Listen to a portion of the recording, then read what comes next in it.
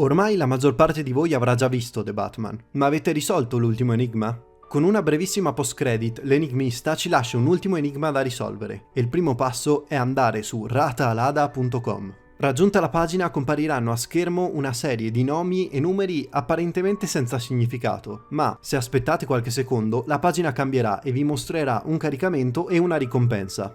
Il caricamento procede abbastanza lentamente e ci vorranno alcuni giorni prima che arrivi al 100%, ma la ricompensa è a tutti gli effetti un messaggio cifrato. E chiaramente della gente su Reddit ha subito tradotto il messaggio, che dice: Pensi che sia arrivato alla fine, ma forse non conosci tutta la verità.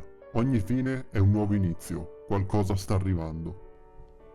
Di cosa si tratti esattamente non possiamo saperlo, dovremo attendere forse il caricamento completo, ma qualcosa possiamo fare. Tornando alla pagina iniziale, infatti, possiamo analizzare meglio i numeri tra le parentesi quadrate che vediamo. Facendo infatti un semplice confronto diretto tra i numeri e le date di pubblicazione e i numeri dei fumetti di Batman, possiamo trovare roba abbastanza interessante. I più attenti tra voi potranno sicuramente riconoscere i primi numeri perché rappresentano Detective Comics numero 27 pubblicato nel maggio del 1939, ovvero la prima apparizione di Batman.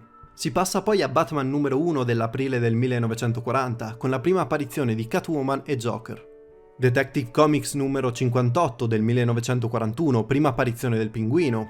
Abbiamo poi nel 1948 la prima apparizione dell'Enigmista. Batman numero 405, prima apparizione di Falcone. Batman numero 16, la prima apparizione di Alfred. Tutti questi personaggi ed eventi diciamo che però li abbiamo già visti nel film, ma i numeri non si fermano qui. Il penultimo numero è il 4 marzo 2022, ovvero il giorno d'uscita del film. Ma poi, infine, abbiamo un ultimo numero, Batman numero 258 del 1974. E qui la cosa si fa interessante, perché in questo numero Due Facce riesce a fuggire dal manicomio di Arkham. Ma quindi che cosa vorrebbe dire questa cosa? Beh, potrebbe anticipare due cose. Da un lato chiaramente l'introduzione del personaggio di Due Facce nel prossimo film, ma dall'altro potrebbe effettivamente anticipare una possibile fuga dal manicomio. Comunque dovete anche sapere che Batman numero 258 è anche la prima apparizione sui fumetti dell'Arkham Asylum. E quindi questo potrebbe semplicemente anticipare la location del prossimo film. Comunque gente, per ora non ci resta che aspettare la fine del caricamento. Io gente, per questo breve video concluso, ci vediamo molto presto con la recensione del film, vi saluto, ciao a tutti.